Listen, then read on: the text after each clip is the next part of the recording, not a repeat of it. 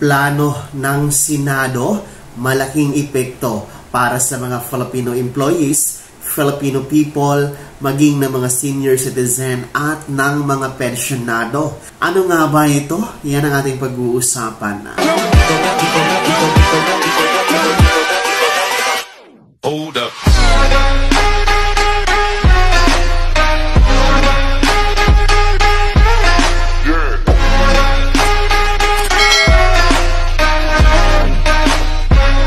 Hello mga ka-vlogs! Welcome dito sa aking YouTube channel. Magandang araw po sa lahat ng ating mga manonood. Saan po kayong dako sa mundo? Kumusta mga ka-vlogs?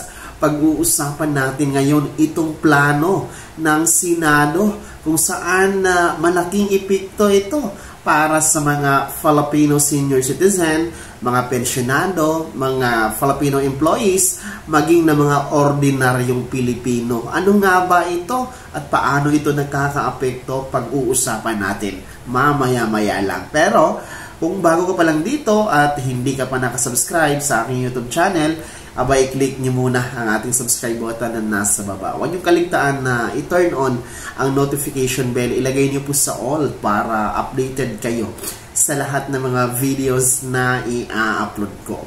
Mabalik tayo dito sa ating usapan. Hinggil nga po dito sa plano ng Senado kung saan nasabi po natin na marami talagang magiging epekto nito, napakalaking epekto sa ating mga Filipino senior citizen, Filipino pensioners, mga empleyado, maging na mga ordinaryong Filipino mga ka-vlogs. In short, lahat tayo apektado dito sa pinaplano, binabalak ng Senado. Ito ang ating Senado ngayon mga ka-vlogs ay nasa bagong liderato kung saan matapos nga po mag-resign ang dating Senate President na si Senator Miguel Migs Zubiri, no? At ito nga po ay pinalitan ni Senator Cheese Escudero mga ka-vlogs. At dito nga sa plano ng Senado sa ilalim ng pamumuno ni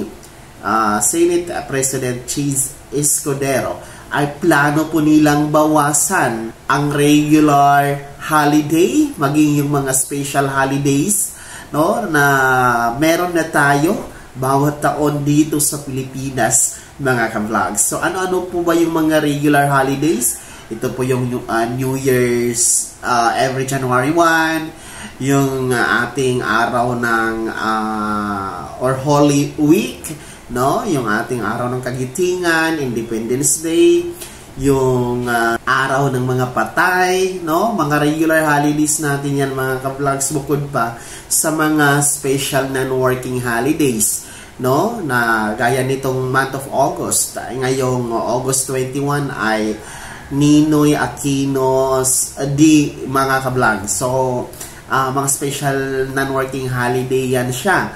So, plano ng Senado sa ilalim ng pamumuno ni Senator Cheese Escudero na bawasan ang naturang mga holidays sapagkat ang kanilang dahilan, ang kanilang kinakatwiran ay hindi na nagiging competent ang mga empleyado.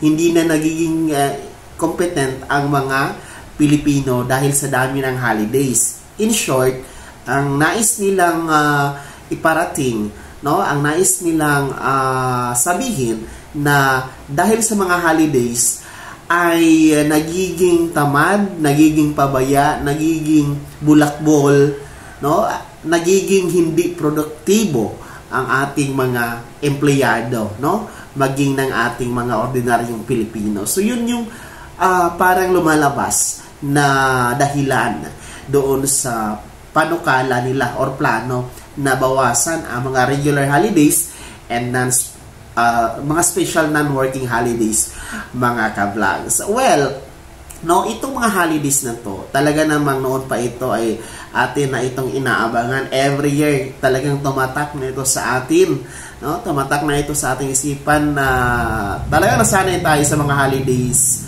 na ito. At ito po ang panahon na ang empleyado, ang pensyonado, ang mga senior citizen, ang mga ordinaryong Pilipino ay nagkasama-sama, no? Magsama-sama sa pamilya, no? Sa pagbabanding, sa pag-uwi sa probinsya, lalo pa mahal na araw, napakataas ng holiday na yan, mga vlogs. No? Ito yung panahon na nagkakabanding ang pamilyang Pilipino, nakakauwi sa probinsya, nakaka-outing sa mga beach, nakakanood ng sine, nakakapasyal sa mga parke, no? Mga nagvi-videokehan, naghahandaan dyan sa kanilang bawat tahanan. So, in short, ang holidays ay, itong mga holidays na to ay ginagawa nating banding sa ating pamilya, no? Mapa-empleyado ka man, mapa-senior citizen,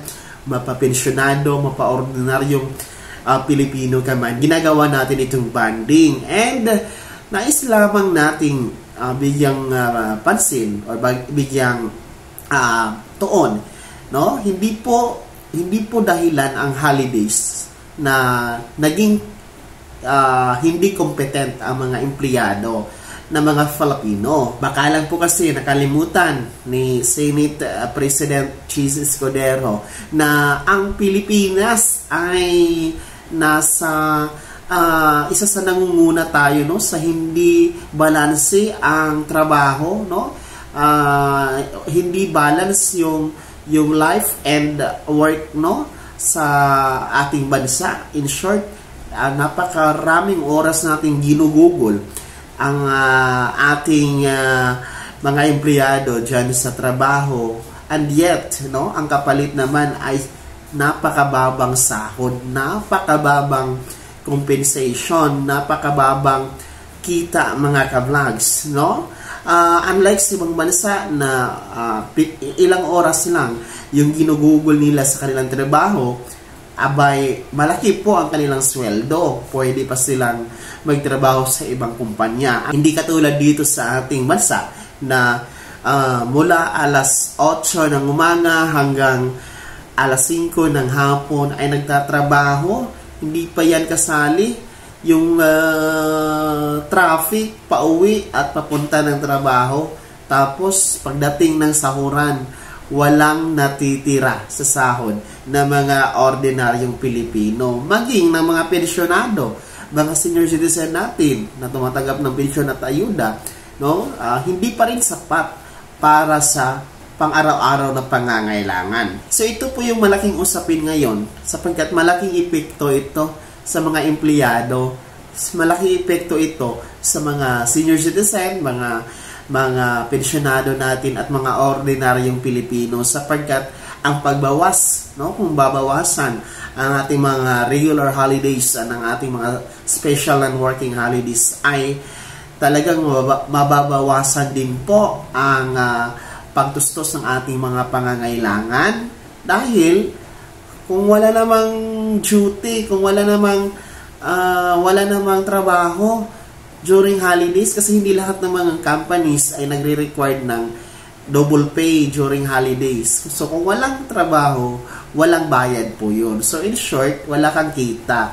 In short, maso-short ka sa iyong mga gagastusin sa buong buwan, mga ka-vlogs. And dito naman sa mga senior citizen at sa mga pensyonado, of course, malaking epekto din po ito sa inyo, sapagkat kung magbubukas po ng holidays, no, ay lalong-lalo na dito sa ating mga SSS pensioners, ay masasagasaan yung sinasabi ng SSS Circular 2020-004, kung saan ay kung nataon sa original date ang credit schedule ng iyong pensyon, ay ito ma-advance ito sa pinaka-last working day. So wala na yun, hindi na yun mangyayari kung babawasan pa ang ating mga regular holidays and special non-working holidays, no? Hindi na yun mai-enjoy ng ating mga SSS pensioners, mga ka-vlogs. Kaya gano'n na lang po talaga ang matinding pagtutol, hindi lamang ng iilang mga Filipino, kundi halos lahat ng mga tinatanong sa survey kung sang-ayon po dito sa pagbawas ng holidays natin, ay talagang tumututol, no, dito sa plano ng Senado sa ilalim ng pamumuno ni Senate President Cheese Escudero. Kaya naman kayo, mga empleyado na nanonood ngayon sa ating video, mga empleyado, ordinaryong Pilipino, senior citizen, mga pensyonado sa GSIS, SSS, at ng PIVAW pensioners, ano po ang inyong komento regarding dito sa plano ng Senado? Sang-ayon ba kayo na bawasan ang ating regular holidays at special non-working holidays? I-komento nyo na sa comment section na nasa baba. Pakilakip na yung buong pangalan at kung taga saan kayo. Bago ako magtapos sa video na to, kung gusto nyo pong sumuporta dito sa aking YouTube channel, maaari nyo pong i-click ang ating super thanks button na nasa baba. Sa mga gustong maging miyembro, abay, andyan po ang ating join button. Mamili kayo ng perks, mga ka-vlogs. Sana'y naging gabay ang video na to kahit pa paano na pag-uusapan natin ang mga mahahalagang bagay-bagay na may kinalaman sa pagiging miyembro, pensyonado, at benepisyaryo, maging empleyado at ordinaryong Pilipino, mga ka-vlogs. Kung hindi ka pa nakasubscribe dito sa aking YouTube channel, maaari nyo nang i-click ang ating subscribe button na nasa baba. Huwag niyong kaligtaan na i-turn on ang ating notification bell para updated kayo sa lahat ng mga videos na i-upload ko. Maaari nyo din i-like ang video na to. At kung meron ka pang mga katanungan, maaari nyo i-komento sa comment section na nasa baba. At paki-follow naman po sa aking official Facebook page na nasa screen nyo. Muli po, ako si Daniel Timpawa na nagsasabing dito sa aking YouTube channel, Pawang Katotohanan at lahat totoo lamang.